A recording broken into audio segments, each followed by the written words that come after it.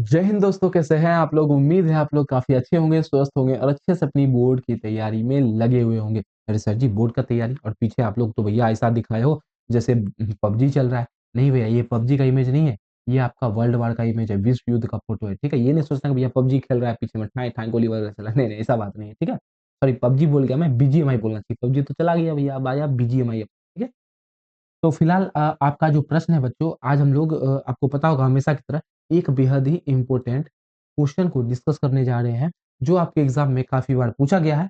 आपने थंबनेल में भी क्वेश्चन देख रखा होगा, नहीं देखा है तो भैया ये लो हम दिखा देते हैं। प्रश्न है आपका कि प्रश्न है कि रूसी क्रांति के प्रभावों की विवेचना करें। 2017 में पूछा गया, 2023 में पूछा गया प्रश्न है और इम्पोर्टेंट क्वेश्चन है बच्चा। वैसे मैं आपको बता दूं, हमने कहा था कि हम आपको कुल मिलाकर के 28 वीवीआई लॉन्ग क्वेश्चन कराएंगे, जिसमें आज जो है आपका 10वां प्रश्न है।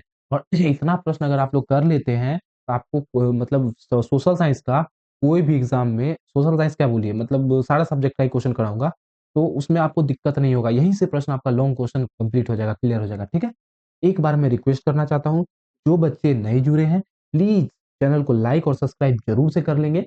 और जो पुराने बच्चे हैं उनको तो लाइक करना बनता है भैया, उनको तो पता है कि मैं कैसे पढ़ाता हूँ, क्या पढ़ाता हूँ, सब कुछ अच्छे से पता है। ठीक है जी, चलिए, तो फटाफट से शुरू करेंगे क्लास को। पीडीएफ के बारे में बात करेंगे। तो पीडीएफ जो है इसका बच्चों आपको हमारे टेलीग्राम चैनल पे मिल जाएगा। टेलीग्राम चैनल का नाम सर जी अनुराग मैथ्स इंस्टीट्यूट है, तो यहाँ से जाके आप लोग इसका पीडीएफ डाउनलोड कर सकते हैं। और मैं पिछली कुछ कक्षाओं से इसका पीडीएफ जो है डिस्क्रिप्शन बॉक्स में भी डलवा रहा हूँ, तो वहाँ पे भी जाके डिस्क्रिप्शन बॉक्स नीचे में दिख रहा होगा, उस पर क्लिक करेंगे, आपको वहाँ पर लिंक मिल जाएगा। तो वहाँ से भी अगर शायद मैं इसमें हाँ डलवा दूंगा, ठीक है, तो आप जो है वहाँ से इसको भी डाउनलोड कर सकते हैं। ठीक है, चलिए, फिलहाल में बात करेंगे प्रश्न की। तो प्रश्न है आपका कि रूसी क्रांति के प्रभाव बताना है। कभी कभी क्वेश्चन ये भी पूछ देता है सर जी, कभी कभी प्रश्न आपका, अरे भैया आजा, प्रश्न आपका ये भी पूछ देता है कि रूसी क्रांति के कारण बता दो, रूसी क्रांति के कारण बता दो। और कभी कभी पूछ देता है कि परिणाम बता दो। परिणाम बोलो या प्रभाव बोलो, एक ही बात है, प्रभाव बोल दो।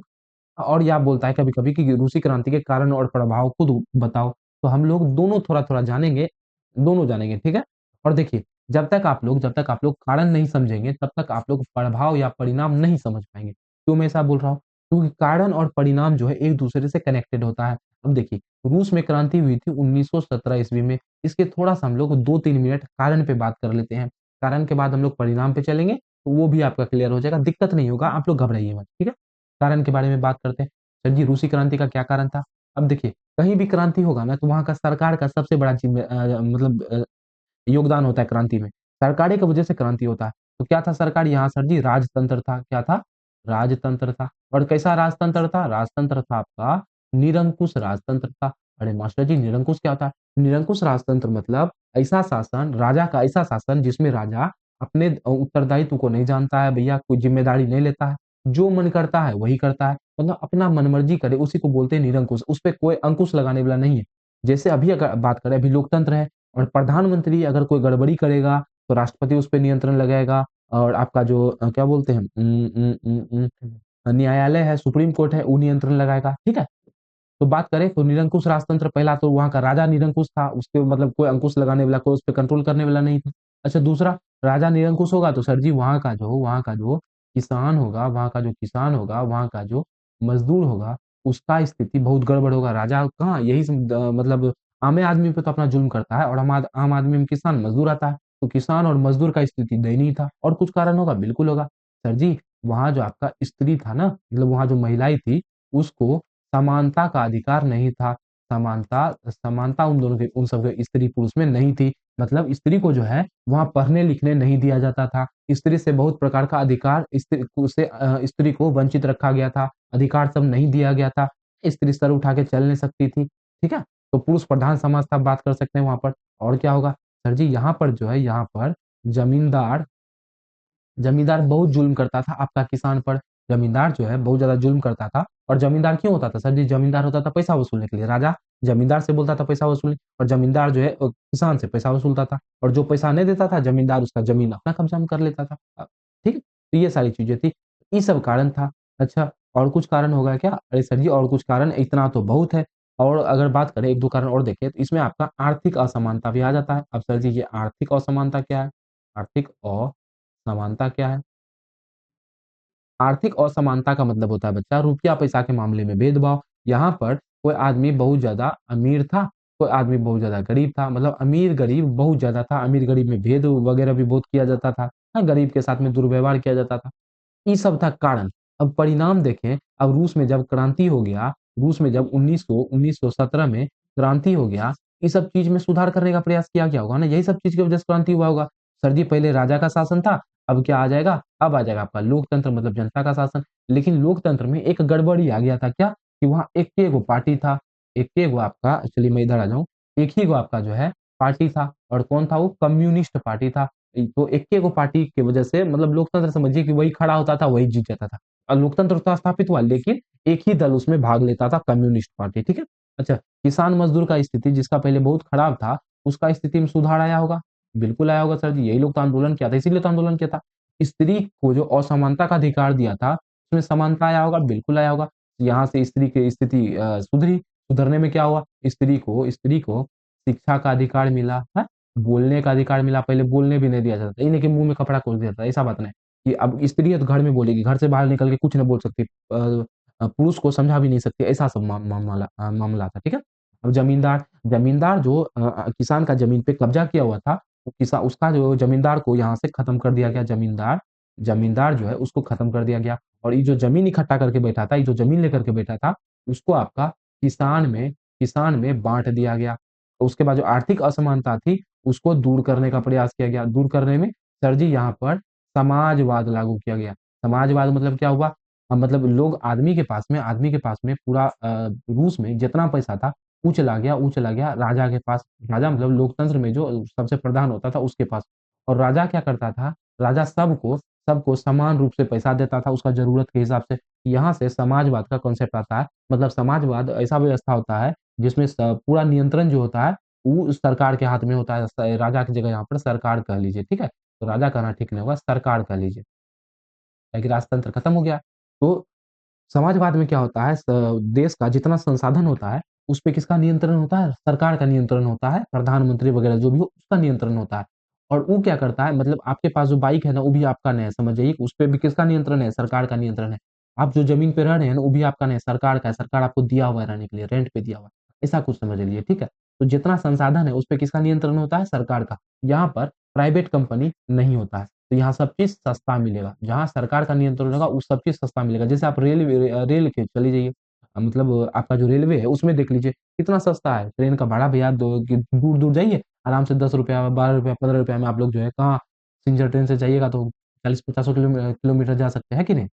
और यही अगर प्राइवेट चीज़ का बात किया जाए, तो यदि प्लेन से जाए तो प्लेन में सर जी बहुत खर्चा हो जाएगा, है कि नहीं? अरे बात करें यहाँ से दिल्ली वगैरह जाने का, तो ये आराम से 1000, 1500, 2000 में चले जाओगे। यदि प्लेन से बात करें तो 10,000 का खर्चा पड़ जाएगा कि नहीं पड़ जाएगा? क्योंकि प्लेन आपका क्या है? प्राइवेट है, समझ गए? तो तो इसमें समाजवाद में क्या होता है, सब चीज़ पे सरकार का नियंत्रण होता है, जिससे लोगों को सब चीज़ सस्ता में मिल जाता है। समाजवाद का बात हुआ था। ये सब हो गया इसका परिणाम। आपको परिणाम समझ में आ गया होगा। सर जी, इधर जो हमने लिखा परिणाम क्या-क्या हुआ परिणाम में? लोकतांत्रिक व्यवस्था आई, किसान और मज़दूर का स्थिति में सुधार हुआ, स्त्रियों को समानता का अधिकार दिया गया, उनको शिक्षा का अधिकार दिया गया, खुले तौर पर बोलने का अधिकार दिया गया, ज़मींदार के पद को समाप्त कर दिया गया है, उसका ज़मीन किसान को बाँट दिया गया। जो पहले आर्थिक असमानता थी, रुपया पैसा के मामले में भेदभाव हो रहा था, उसको दूर किया गया। इसके स्थान पर समाजवाद लाया गया। समाजवाद में सारा जो संसाधन पर नियंत्रण होता था, सरकार का होता था। जनता जैसे-जैसे माँगती थी, वैसे-वैसे जनता को दे दिया जाता था जितना-जितना। तो सब लोग कोई अमीर, कोई गरीब नहीं, सब एक समान हो गया सरकार के लिए। ये सब इसका हम लोग परिणाम में लिख देंगे। उम्मीद है आपको दोनों चीज़ क्लियर हुआ होगा। अब चलिए हम लोग पढ़ते हैं, मैं तो आपके लिए लिख के लाता ही हूँ। चलिए जी। 1917 की रूसी क्रांति 1917 में हुई थी। थोड़ा-सा इंट्रोडक्शन देना बनता है, हमने आपको पहले ही कहा। इसका प्रभाव दुनिया के कई देशों पर पड़ा। भैया एक देश पे नहीं, सब बहुत देश पे पड़ा। रूसी क्रांति के महत्वपूर्ण प्रभाव निम्नलिखित हैं। भैया जो प्रभाव हमने लिख के लाया है, वो है भैया इम्पोर्टेंट ये लो निम्नलिखित है। चलिए, प्रभाव क्या सब है जी? अगर प्रभाव की बात करें तो रूस में हुई क्रांति ने समाजवाद को दुनिया भर में फैलाया। समाजवाद का प्रचलन भी यहीं से शुरू हुआ। और समाजवाद जैसे पता चला कि रूस में समाजवाद आया, पूरा दुनिया में भी फैल गया ये बात। इसमें सरकार के ने सभी संपत्ति अपने पास रख लिया। हमने पहले ही कहा कि जब भी समाजवाद का बात आएगा, सरकार क्या करेगा? जितना संपत्ति है, जितना संसाधन है, सब अपने पास रख देगा और सबको बराबरी का अधिकार दिया गया, सबको बराबर बताया गया। ये लो भैया, सब है चुन्नी मुन्नी मुनिया जो भी है, बड़ा आदमी, चर्च, हिंदू मुस्लिम अमीर गरीब, सबको एक जैसा अधिकार दिया गया, ठीक है, सबको एक जैसा बना दिया गया। चलिए, क्रांति के बाद किसान और मजदूरों को उनके अधिकार मिले। अब क्रांति हुआ, खत्म हुआ, तो किसान और मजदूर को उनका अधिकार मिला, जो अधिकार था। हाँ, उनको स्वतंत्रता मिली, उनके जीवन में सुधार आया, उसको समानता मिला। सही, यही बात तो है, पहले इसका शोषण होता था। उसके बाद देखें, रूस ने क्रांति के बाद प्रथम विश्व युद्ध से बाहर निकलने का निर्णय ले लिया। भैया 1900 आपका 14 से 1900 आपका 18 तक चल रहा था प्रथम विश्व युद्ध। इसी के बीच में 1917 में क्रांति हुआ था कि नहीं हुआ था? ये भी रूस भी लड़ रहा था, तो रूस सोचा कि भैया, रूस का राजा तो भैया का तो बैंड बजा दिया ये सब क्रांति करके, तो रूस जो है युद्ध से बाहर निकल गया। क्रांति इसीलिए किया था कि रूस का राजा का जिद था कुछ, जिसकी वजह से ये देश का लोगों को युद्ध में लड़ने के लिए जाना पड़ गया था। तो ये लोग जाना नहीं चाहता, लेकिन फिर भी राजा बोला, जबरदस्ती किया। इसी वजह से क्रांति किया, और क्रांति करके वापस आदमी को बुलाया कि प्रथम विश्व युद्ध से बाहर निकलने का निर्णय ले लिया, और युद्ध में अपनी भागीदारी खत्म कर दी। अब युद्ध से बाहर आ गया, तो युद्ध कम में जो उसका भूमिका था, भागीदारी था, वो खत्म हो गया। क्रांति के बाद रूस में लोकतंत्र की जगह पार्टी एक पार्टी शासन, मतलब एक पार्टी सरकार स्थापित हो गया। देखिए, पहली बात तो पहले राजतंत्र था, लोकतंत्र तो स्थापित हुआ। लोकतंत्र के साथ लिखना चाहिए, लोकतंत्र की तरह। चलिए, जिसमें जिसमें केवल कम्युनिस्ट पार्टी का ही शासन था। हमने पहले ही कहा कि जब लोकतंत्र स्थापित हुआ, वो भी कैसा लोकतंत्र तो था, लेकिन उसमें क्या था कि एक ही पार्टी का शासन था। सब कोई जो है, मतलब जैसे भारत देश में होता है, 3 गो 4 गो पार्टी, कांग्रेस हो गया, भाजपा हो गया, ये सब मिलके ना, सब मिलकर इलेक्शन नहीं लड़ता था, एक ही पार्टी था, वही उसी का शासन चलने लगा। जमींदार की जो जमीनें थी, जमींदार जो कब्जा किया हुआ था, उसको किसान में बांट दिया गया, जिससे गरीब किसानों की स्थिति में सुधार हुआ। जो गरीब था, उसके पास जमीन गया। सोवियत संघ में महिलाओं को समान अधिकार मिला। वही सब सोवियत संघ, रूस को ही बोलते हैं, रसिया को ही बोलते हैं, यूएसएसआर बोलते हैं इसको लोग, ठीक है। इसमें जो है महिला को समानता का अधिकार मिला, पहले नहीं था। उन्हें शिक्षा, रोजगार, वोट देने का अधिकार मिला, उनका समाज में योगदान बढ़ा। पहले उसको न वोट देने दिया जाता था, न रोजगार करने दिया जाता था, न शिक्षा दिया जाता था। लेकिन अब जब क्रांति हो गया, सब चीज का अधिकार दिया गया उसको। मतलब रूसी क्रांति के पश्चात रूस में काफी सुधार हुआ, आपको पता होगा। वहाँ की सामाजिक स्थिति में सुधार हुआ। अरे भैया, सुधार हुआ, ठीक। तो उम्मीद है क्लियर होगा आपको। रूसी क्रांति का कारण आपको पहले हमने बता दिया, और प्रभाव भी बता दिया। प्रभाव क्या हुआ? तो सर जी, कारण से ही जुड़ा हुआ प्रभाव होता है। तो कारण से क्या क्या जुड़ा हुआ था? तो पहले राजतंत्र था। अब राजतंत्र की वजह से ही तो क्रांति हुआ था, तो लोकतंत्र आया, लोकतंत्र में एक पार्टी का सरकार बना। उसके बाद किसान मजदूर का स्थिति खराब था, इसका स्थिति सुधरा। स्त्री को शिक्षा का अधिकार नहीं था, वोट देने का अधिकार नहीं था, रोजगार का अधिकार नहीं था, तो उसमें सुधार हुआ, इस सब अधिकार दिया गया। उसके बाद प्रथम विश्व युद्ध में टांग हाथ तोड़ दिया रूस का। तो रूस जब क्रांति हुआ, तो उसका सैनिक बोला कि अब हम युद्ध नहीं लड़ेंगे, तो युद्ध से वापस ले ले, वापस आ गया।